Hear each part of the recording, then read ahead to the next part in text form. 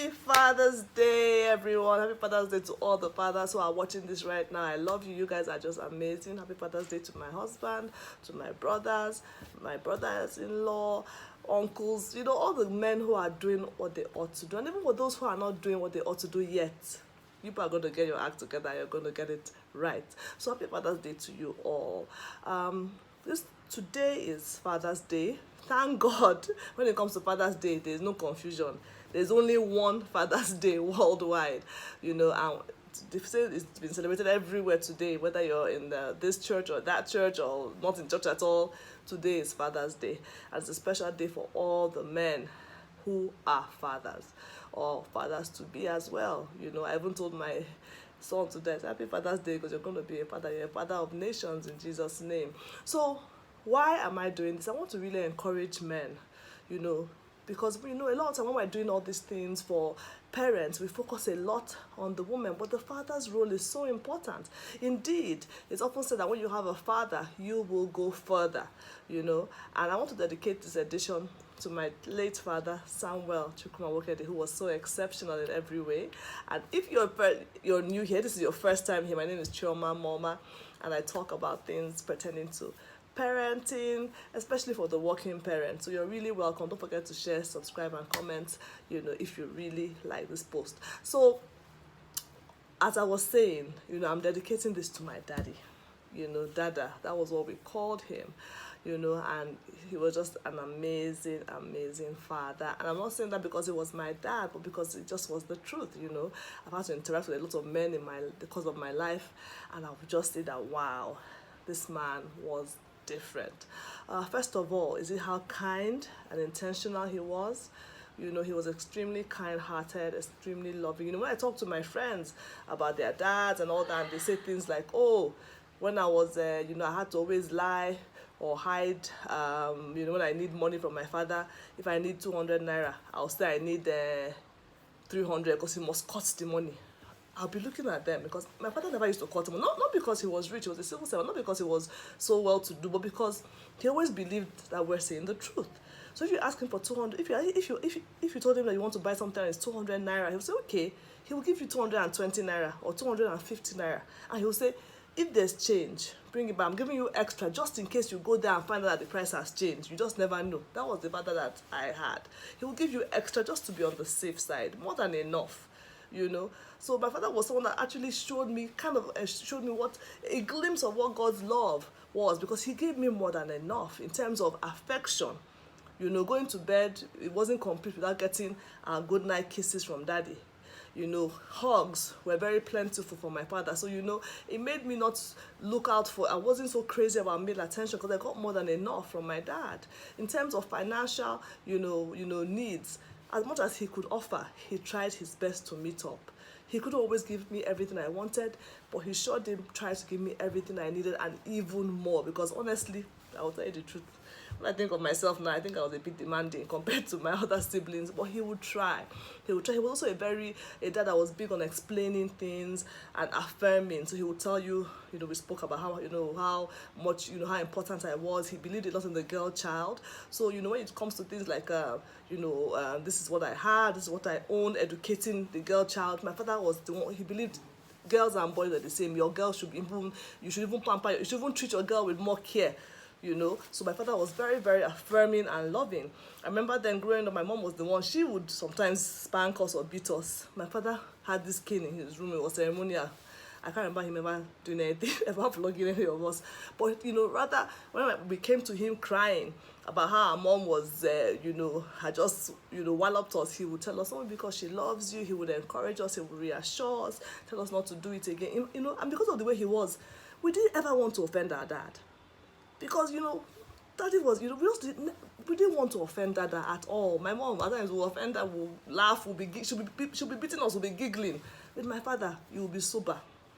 We never wanted to make him unhappy. He was such a fair person, very fair and very kind-hearted. He was also, I used to call him, a census board, in that before you read a book, he wants to make sure you're reading the right book. I remember when I went to get a book called Evu My Love, I told him to buy a paste set, as if, some of you might remember it. And he said, Evu My Love. he took his time to read the book first to make sure it was appropriate for a child my age. He was extremely intentional.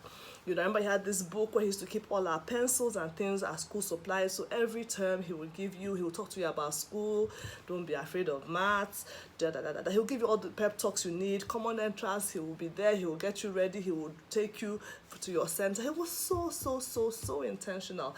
Even when I was in secondary school, I remember there's no way he could pass Benin. Maybe he's going to the east by road or whatever, and he will not find a way to come and visit me in school.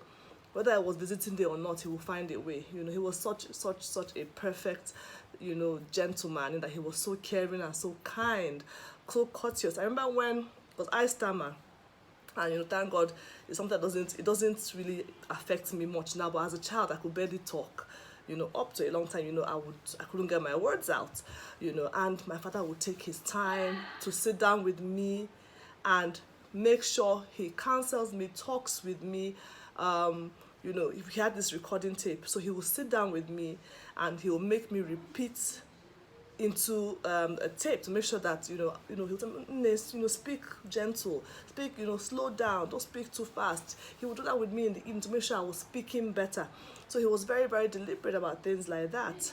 There's just so much, I can't even think about it. I had, as a child, my dear viewers, my father made me feel very loved. I'm so proud of the father I had. Is it hard work?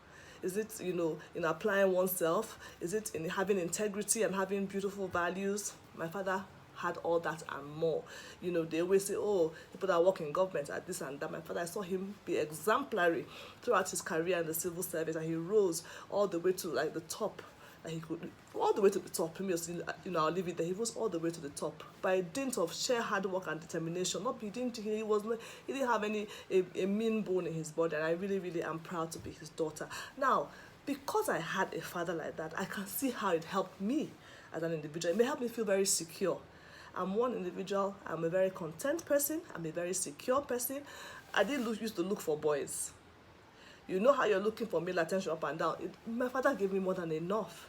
So I wasn't curious. I wasn't, apart from the fact that my parents also spoke to me about a lot of things, So by and large, I tried. I wasn't too out there in terms of, I need to, I'm looking for a guy, because I got a lot of love at home. So it wasn't over the top. So it's really important, fathers who are here, please, we need to affirm our daughters. It really does help them a great deal. It does help. I'm not saying that, people who date like 100 men, maybe their dads didn't love them. But the truth is that it helps you. You have a father who affirms and loves you and who meets your needs. I'm not saying your father must have all the money in the world. Like I said, my father was not the richest man. But even I remember when he was still an up-and-coming civil servant, he would try his best to do what he could do. He would make the sacrifices he could for us, and we appreciated that. And at the time, the things he could not afford, he made it clear that, I know fit, but he tried his best. He gave us all the, good education up to a certain level, and he did his best to make sure that we had what we needed.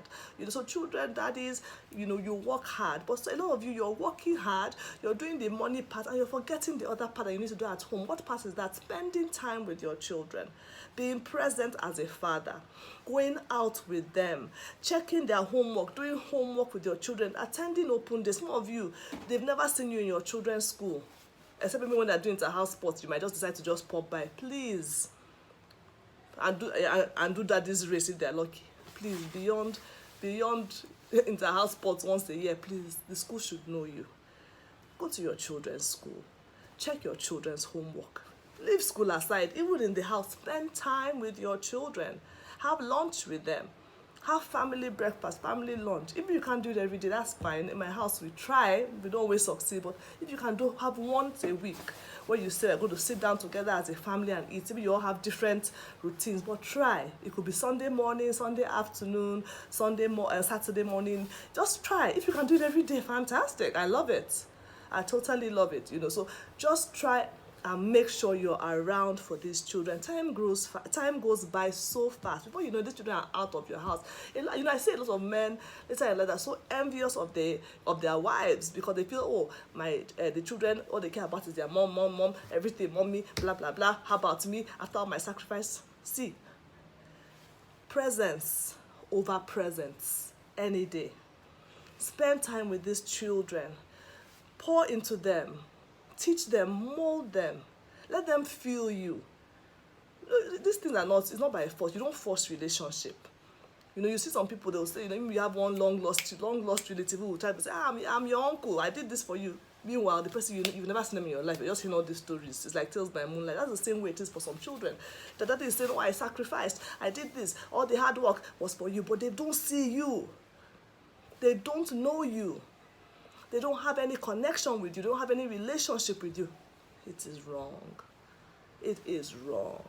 Please, the children need your time. We appreciate all you do. For those of you who are doing the right thing, because nowadays a lot of men who are not even meeting up. They're not even meeting up. But for those of you who are trying your best, we appreciate you, and we're saying, please, above all you do, spend time with these children. Send them messages. It's not only just about coming and showing that, in fact, it's only what they know you for is that, if I tell that what you did there, it's all over. Beyond the discipline and the correction and all of that, do your children have a relationship with you? Have they ever tasted your food in that house? These little things that make your, memorable things. Just say, oh, daddy is this, daddy is that, daddy is, my daddy.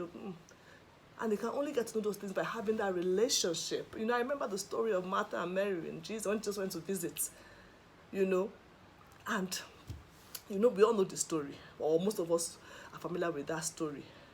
We all know the ministry of Martha and the ministry of Mary. We all know how Martha was there, moving around, doing what she needed to do, and all of that. So we all know about Martha and Mary. We all know how when Jesus went to visit them, Martha was busy, she went to entertain, Jesus, which was the right thing to do, by the way. But Mary just wanted to just spend time. And she was like, what's wrong with this Mary? And she just said, no, she's doing the right thing. So, that time is so important. Yes, you need to entertain your visitor, but time. So I'm trying to use that to paint the illustration of how important it is to spend time. That presence. Connect, it builds relationship, it builds communication, it builds so much. It helps you bond with your children. So fathers, we appreciate you, all the hard work we do. We celebrate you today. We celebrate you all the time, and we just want to say happy Father's Day to you. But please, please, please, make sure your children know you. I mean it in every sense of the word know. Let them know you. Let them know you. Let them feel you. Let them feel your presence in their lives. Be there to also help. It's not a woman, I'm sorry. A lot of people have relegated parenting to mothers alone, and they are alive and well. But no. It's parenting. It's for mom and dad together.